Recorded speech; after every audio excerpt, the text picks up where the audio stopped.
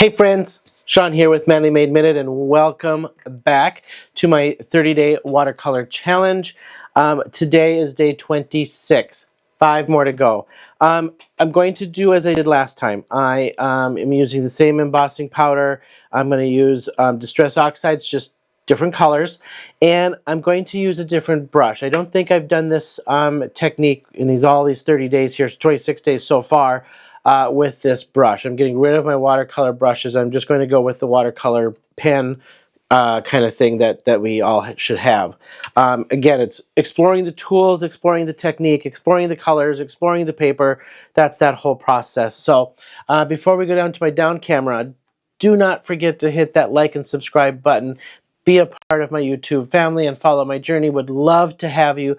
Would love to hear your comments, suggestions, what you'd like to see, if you're liking what you see, or suggestions of what you would like me to try, and maybe suggestions on how to do something that I've done a little bit better that you've learned from. So would love to have you part of the family. So let's head down to my camera on the table and see what we're going to do. All right. I know this is bright, super bright, but this is another one with the Distressed Squeeze Lemonade Embossing Powder. Brand new to me. Thought I'd give it a try. So this is the second one using that. I'm trying to use Distress Oxides that'll match this Squeeze Lemonade, but still kind of keeping a softer look. So I'm going with pinks and greens on this one. So pink, green, and yellow. And I'm going to use just this watercolor pen. So these are those pens that you fill with water. You can squeeze the water out on it to use, and then rather than dipping in your bowl or brush or jar of water. So, and I just want to see how this lays down with this brush. And my thought process here is, can I just do one quick layer and leave it, or do I feel like I'm going to have to add some shadowing or highlighting, or am I going to be okay with this combination of just laying down a nice thin layer of color and leaving it real simple that way? So let's find out if I'm happy with it. Let's find out if it works. And I'm going to try 2 different pinks. Reason being, I just purchased a whole bunch of Distress Oxides on sale for Black Friday. I've had a couple of these, and I purchased a whole bunch more because I want to really dabble more into Distress Oxides, Distress Inks. I got some of the new shimmer sprays, so super excited to try some of these and do some more mixed media with it. So we're going to try this for the watercoloring. I'm using these Spun Sugar Kitsch Flamingo because I just want to see what the colors look like overall, especially watercoloring them, so I can compare those 2 pinks. So again, this is about knowing the product and getting to know your product, so you know what it's going to do for the technique you want to use it for. And that's, I'm just exploring what these colors will look like. So we're going to watercolor this. I will set this on high speed, and we'll explain a little bit more at the end, but I'm going to high speed this, give you some nice cute little music to this, and I'm going to see you on the flip side.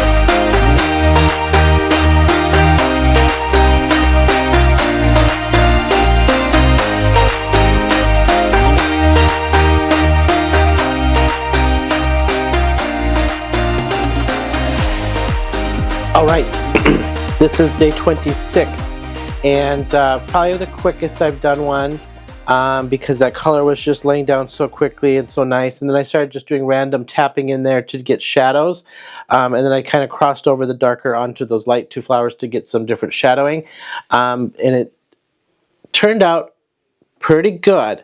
I am realizing on this one, I felt it on the last one I did with this yellow embossing, but this one really proved my point. This yellow embossing is too bright. It's not showing the detail of this, so I think just when we're doing something like this, a darker color is best because it's just not showing the details that I needed, and the colors aren't looking the best together with this bright yellow lemonade embossing powder. Nothing wrong with the product itself, it's just the color doesn't do what I need it to do, which is make my watercolor pop out. So black, a dark brown, dark red, something darker would look much better, copper or something gold, but this yellow just doesn't work. But the technique itself, fine. The colors, I think, worked well together.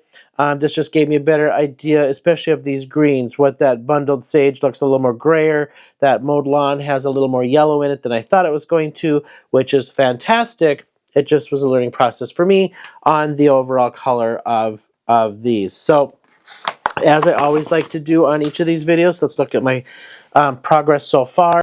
And I'll zoom out just a tiny bit here. So we're going to start with just day 1, 2, 3, 4, 5, 6, 7, 8, 9,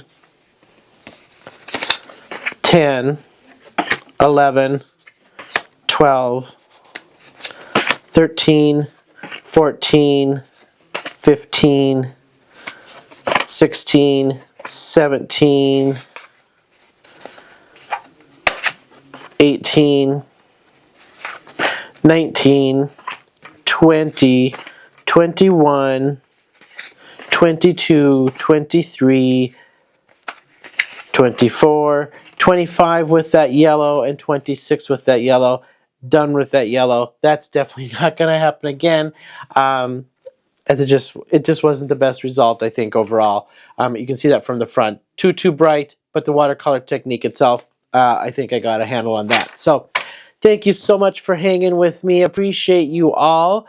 Hopefully you're just kind of having fun following this journey. This inspires you to try something different. Give yourself a little project or a little goal and do it for 10 days, 15 days, 30 days, whatever you want to do to get better at it.